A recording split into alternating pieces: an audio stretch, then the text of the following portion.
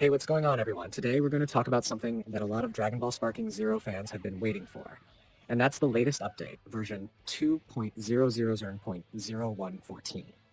Now, if you've been following the game for a while, you already know it's been through some big changes since launch, and Bandai Namco has been steadily adjusting the experience to make things smoother, fairer, and closer to what players really want.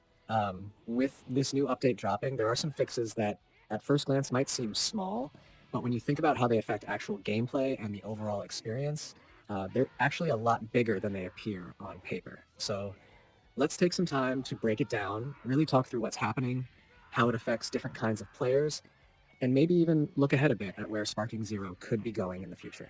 So the first major fix in this update is all about classic control mode. Now, if you've ever tried to play using classic controls, you probably noticed some quirks that didn't really feel right, especially when it came to the guard button.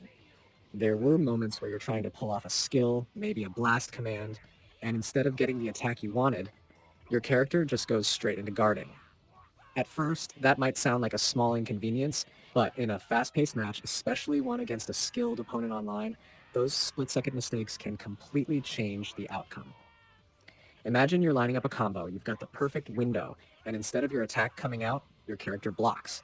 That hesitation can give your opponent exactly the chance they need to counterattack, and suddenly, you're the one losing momentum. The fact that Bandai Namco went in and specifically fixed this issue shows that they're paying attention to how people are actually playing. A lot of times, developers can overlook something like this because it's not a flashy problem, it's not a bug that crashes the game or makes it unplayable, but it's one of those quality of life things that makes a huge difference over time. For players who stick with classic controls because it feels closer to the older Budokai Tenkaichi style, this is a big win. It means they can play with more confidence, knowing that the game won't misinterpret their inputs as much, and that translates to a smoother, more authentic experience. The second fix is about locked characters, and this one is a little more interesting. Basically, there was a bug that allowed players to select characters that were technically still locked.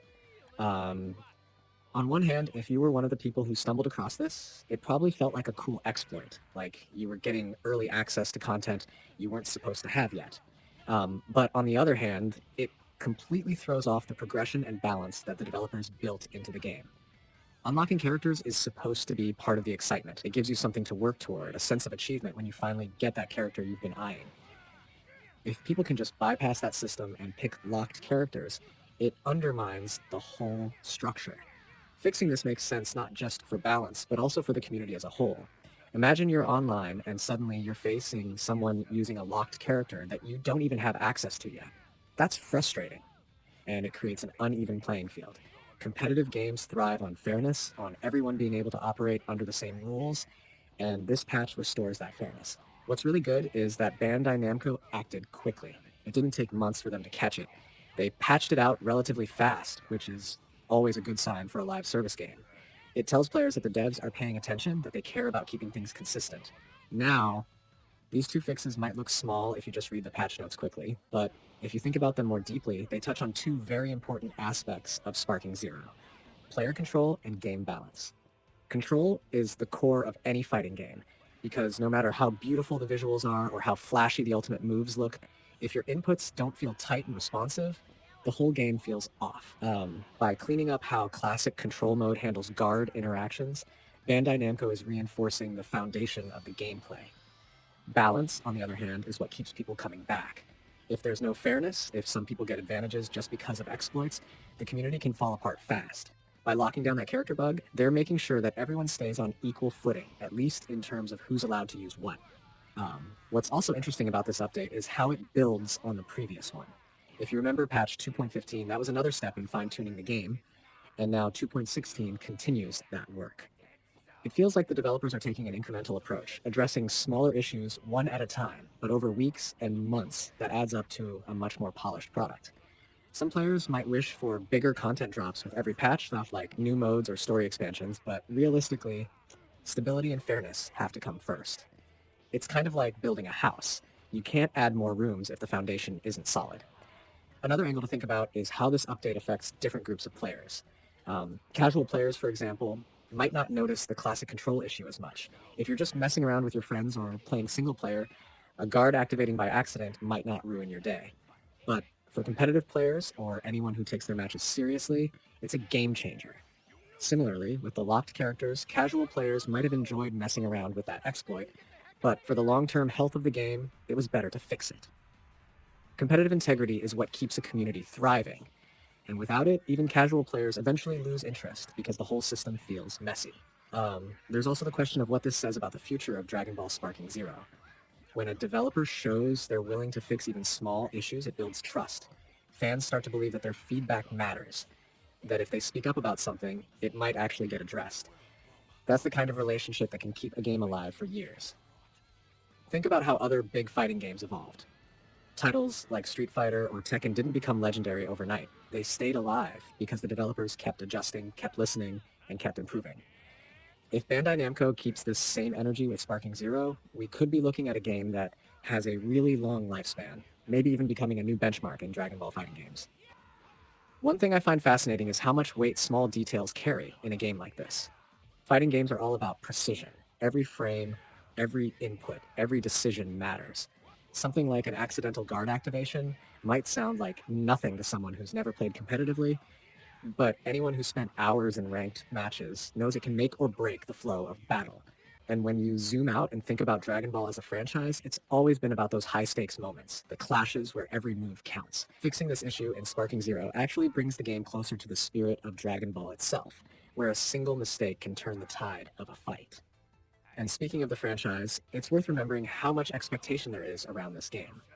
The Budokai Tenkaichi series has a legendary reputation, and fans have been waiting a long time for something that really feels like a true successor. Sparking Zero carries all that weight, and that's why updates like this matter so much.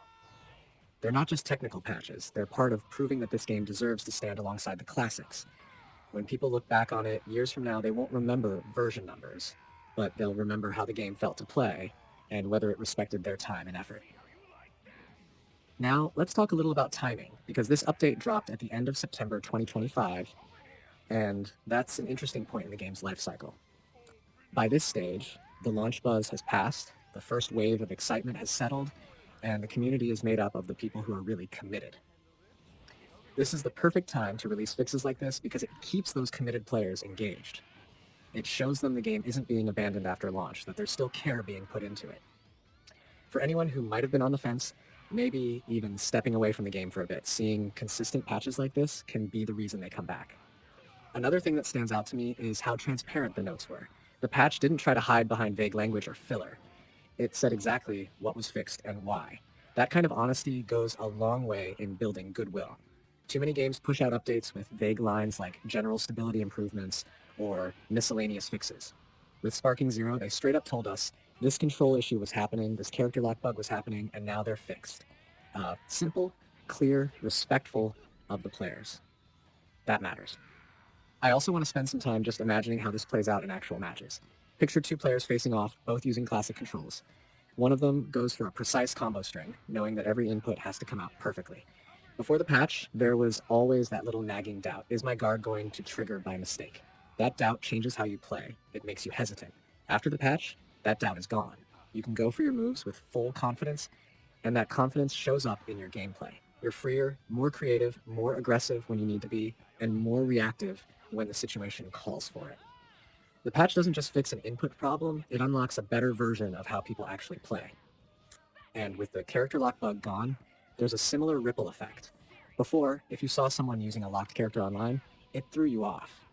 Maybe you wondered if you missed something, maybe you felt like the match wasn't fair. That kind of distraction takes away from the fun. Now, everyone's on the same page. If someone's using a certain character, you know they earned it the same way you did. That makes matches feel more legitimate, more rewarding when you win, and less frustrating when you lose. Thinking even bigger, this kind of patch also influences how tournaments and competitive scenes view the game. No one wants to run a tournament on a game where exploits like locked characters being accessible are still active.